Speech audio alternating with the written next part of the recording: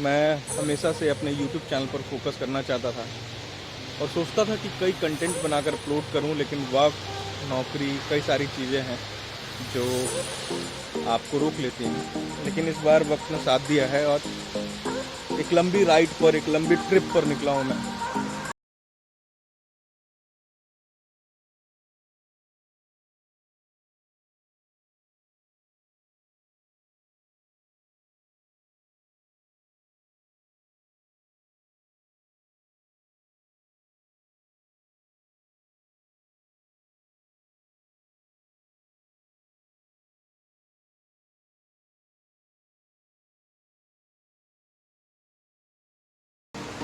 दीघा की मुझे सबसे खूबसूरत बात ये लगी, मैं वहाँ के जो लोकल बीच हैं वहाँ तो बहुत नहीं जा पाया, लेकिन जैसा आपने देखा मैं ताजपुर घूम कर आया, मैं विचित्रापुर घूम कर आया और स्वर्णरेखा की जो कहानी है वो समझने की कोशिश की, जहाँ स्वर्णरेखा का समापन होता है।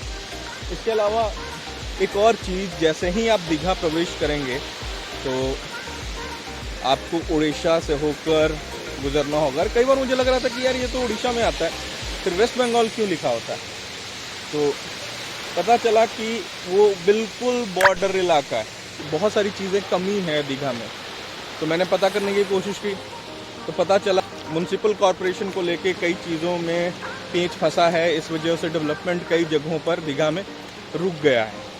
तो ये एक चीज़ मुझे दीघा की लगी। तो ये शानदार समंदर मंदारमनी का है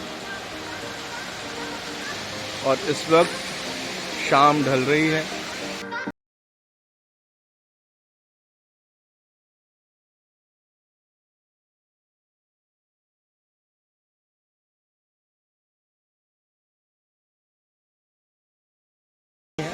और हमने बहुत सारे गर्म कपड़े रख लिए थे इस डर से कि यहाँ ठंड होगा, लेकिन मैं सिर्फ ये एक हुडी ही इस्तेमाल कर पा रहा हूँ। जो जैकेट बड़े बड़े लेकर आए थे सूटकेस भर के, वो ऐसे ही किसी कोने में पड़े हैं अब। तो अगर इस मौसम में अगर आप कभी भी योजना बनाएं, ये जनवरी का महीना चल रहा है, तो बहुत ज़्यादा गर्म कपड़े लाने की इलाकों में ज़रूरत नहीं है। तो मैं 2 दिन यहाँ रुका हूँ और 2 दिन में मैंने बहुत सारी चीज़ें की।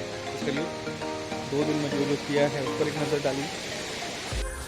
मंदारमनी में रुकने के लिए यूँ तो कई तरह के रिजॉर्ट हैं, लेकिन यहाँ सबसे बेहतरीन रिजॉर्ट में एक है होटल रोज़ वैली रिजॉर्ट। रोज़ वैली रिजॉर्ट बहुत फेमस है और खूब चर्चा भी है। आप यहाँ किसी भी होटल में ठहरते हैं तो आप इस होटल में ज़रूर घूमने के लिए आएंगे, क्योंकि ये एक टूरिस्ट प्लेस की तरह हो गया। इसके पीछे कई कारण हैं। एक तो ये जो रोपवे आप देख रहे हैं इसकी वजह से, और दूसरा यहाँ पार्क है जहाँ इस तरह के जो बड़े बड़े कैरिकेचर हैं वो लगाए गए हैं, और इसके अलावा यहाँ टॉय ट्रेन और कई तरह की चीज़ें हैं, जिसकी वजह से ये एक टूरिस्ट प्लेस की तरह अपनी पहचान स्थापित करता है। अगर आप इस होटल में रुकते हैं तो मुझे जो जानकारी मिली है वो सबसे सस्ता किराया जो है वो 7,000 रुपये का है, और जैसे कीमत बढ़ाएंगे उस हिसाब से इस तरह के कमरे आपको रहने के लिए या फिर मेरे